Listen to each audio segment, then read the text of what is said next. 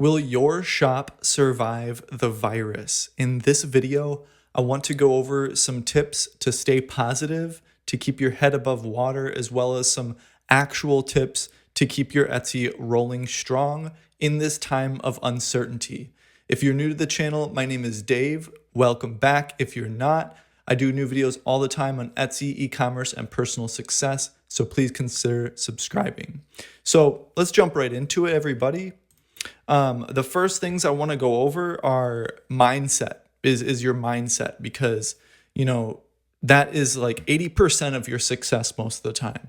And then I want to go over some other things as well. So I have this list here. I have extra commentary on all of it. So it's on your screen now. You might as well read it. But I have a lot extra to add. So number one is, don't decide in your mind that people have less money. It's true that some people will be without a paycheck for a while, but a lot of other industries are benefiting. A lot of other people are still working for those industries, etc. For example, the obvious one, toilet paper. There's so many toilet paper outages, hand sanitizer, groceries, survival tools, like bug out bag stuff, bushcraft, all that type of stuff, the supplement industry, and a bunch of other industries are benefiting big time. Now, sure, a lot of the money goes into the upper level management's pocket, the owner's pocket, etc. But those industries still need to pay their customers, or not their customers, their employees. So obviously those industries still have employees working and getting a paycheck, and there's likely to be a lot of overtime because of that. So there may be a hole over here in like the restaurant industries, etc., that are being shut down, but there's other industries that are still rolling strong and actually maybe giving their employees extra hours because of everyone thinking they need so much freaking toilet paper instead of important things like food. I don't know, but just don't decide that people have less money. There's also, even if they do have less money, there's varying priorities. And this is something that I learned very, very hard as a door-to-door canvasser. I used to go door-to-door canvassing for an environmental environmental organization called Clean Water Action, where I would raise money at your door. I would be able to convince people to write me big checks right off the bat, meeting them just by giving them, a speech based, a certain structured speech, etc. Even if they said no, I would get them to do so, right? And I learned that you can't judge people based on the appearance of themselves and their houses. Some of the biggest checks I would get would be in blue-collar neighborhoods, and some of the most stingy people I would meet would be in the mansion-type neighborhoods on lakesides, etc. Now, granted, yes, I would get some massive checks from, the mansions, but going door to door, raising money for the environment taught me so many things about communication, as well as not judging people on their appearance. So priorities are always going to be different too. So the number one thing here is to not decide that people have less money, because that once you decide people have less money, you're creating your reality, and you're going to expect everything to just go to the crapshoot, right?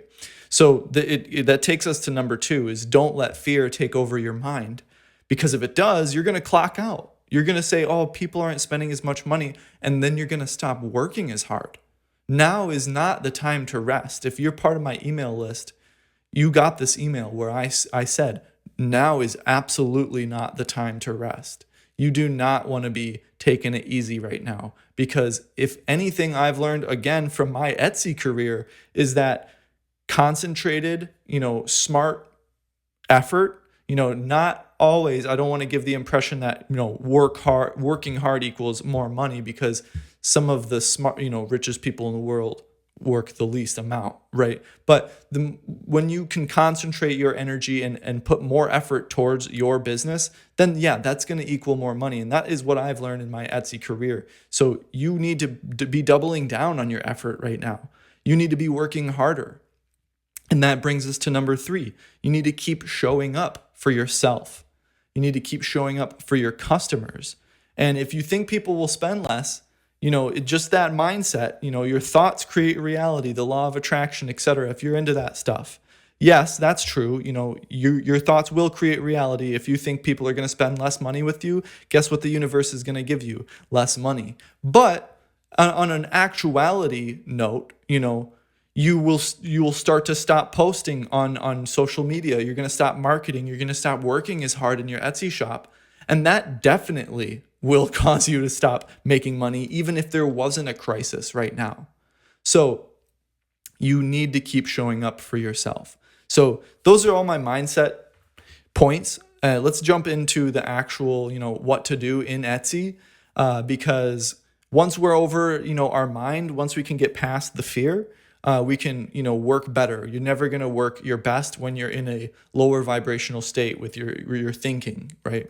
So the first thing I want you to do inside of your Etsy is you want to expand all your product lines. You want to start with your best sellers. You want to start making more, versions of your best sellers. If you can make new colors of it, whatever it may be, new materials, whatever it may be of your best sellers, start there because it's a proven product. So therefore, it will sell well.